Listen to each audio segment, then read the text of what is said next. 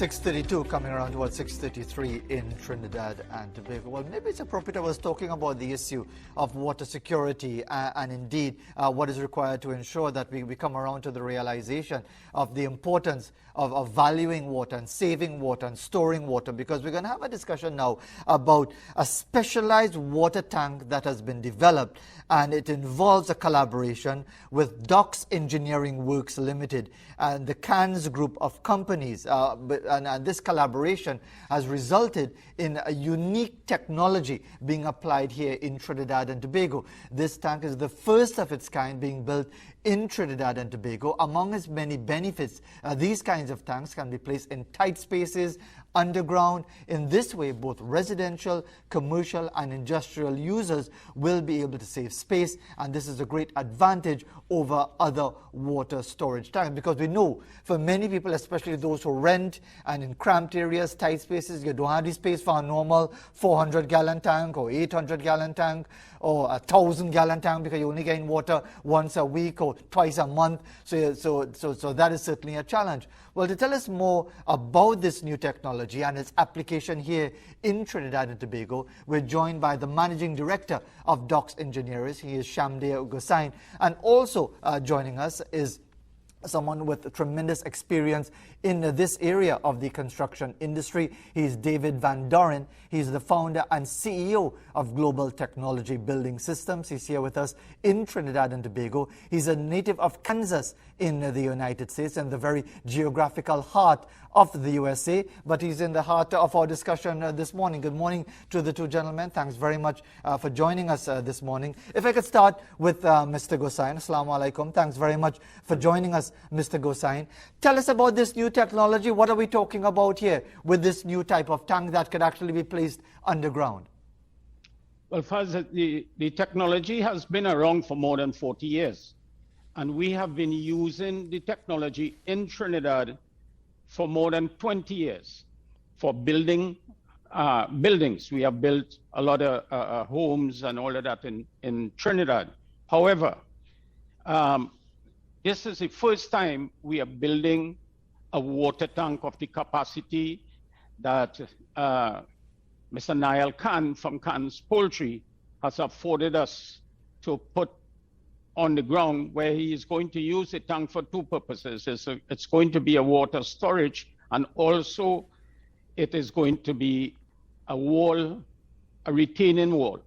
So this technology, of course, Waffle, it has the potential of using way less material. The reasons for this is that the panel is cast with 40% less than a solid panel, and it also carries the strength of a full size panel. So it really has material savings, cost effectiveness in this. However, this is a modular system that is cast off-site and then brought onto the site. So there's little work. In fact, we started putting in this tank on Monday, and we already at the stage where we are just caulking it. The tank is already in. Okay, so, Mr. Gosain, we'll get some more information on it as usage, whether we're talking more industrial usage, is it really more for commercial purposes, but we'll get to that in a moment. Let's bring in Mr. Van Doren into the discussion. Very good morning to you, sir. Thanks for joining us. What can you tell us as far as the application of this particular technology and your role in this entire process? Good morning to you. Yes, good morning. Yeah, we developed this system about 47 years ago, and it was developed primarily at that time as a basement wall foundation. So it was very strong, the strength of an 8-inch wall, and yet the material usage of a 3.5-inch wall by waffling out the unnecessary concrete. So the one side of the panel looks like a breakfast waffle. The other side is generally flat, smooth, but not always. And the system has been used far beyond basement walls. We've used it for multi-story apartments, hotels, big commercial and industrial buildings. And we have also done quite a few tanks in various locations. Many countries require tanks on the roof for dependable water supply because these municipal water is not on all the time. You have to fill your tank when you can, and then you use it as you need it from the tank. And we also have many tanks that have been built in places like Puerto Rico, where each large commercial building has to have their own fire protection water. So when the fire truck rolls up to fight a fire, they draw water out of our underground cistern, which is normally under the parking lot. So it doesn't take up any room, but these are huge tanks, often 80 to 100,000 gallons.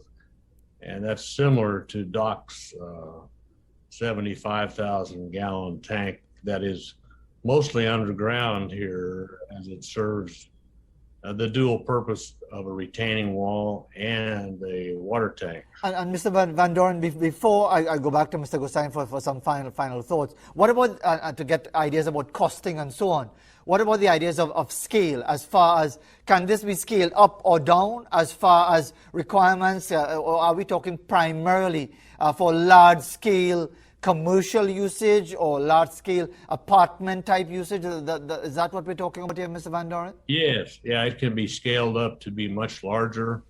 It could be scaled down to be somewhat smaller.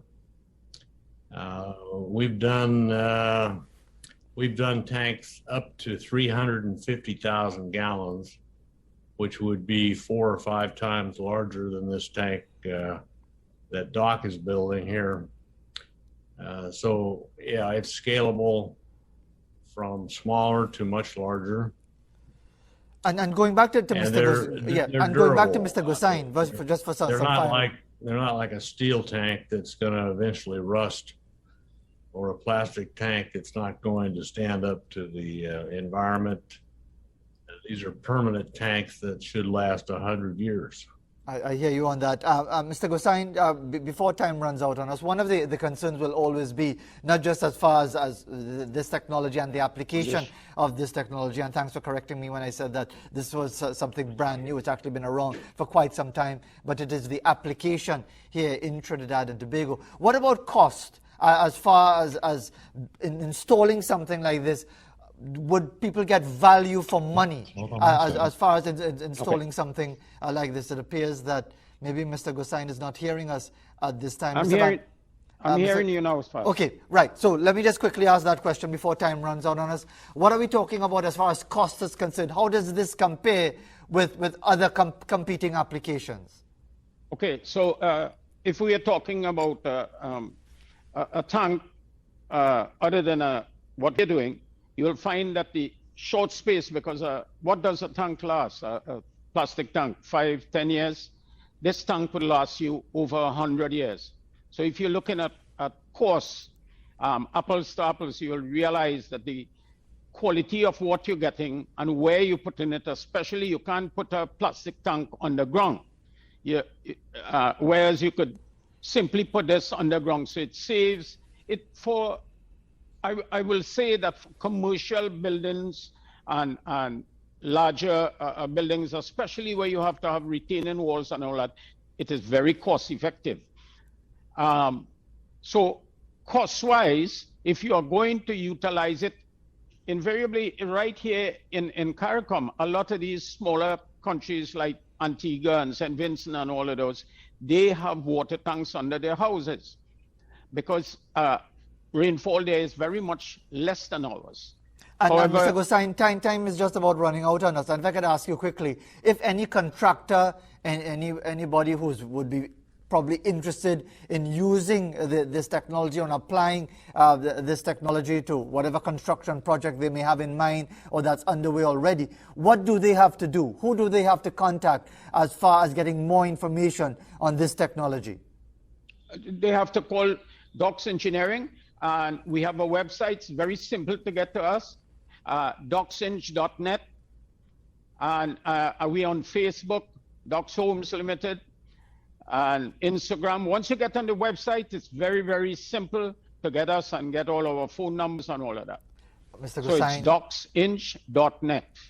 Mr. Gosain and Mr. Van Doren, we thank you very much, gentlemen, for taking the time to be with us, because I'm sure many different elements of the construction sector will be interested in this technology and the application here in Trinidad and Tobago. Thank you very much once again for taking the time to be with us this morning. 6:43 in Trinidad and Tobago. Let's take another break and we'll be back right after this.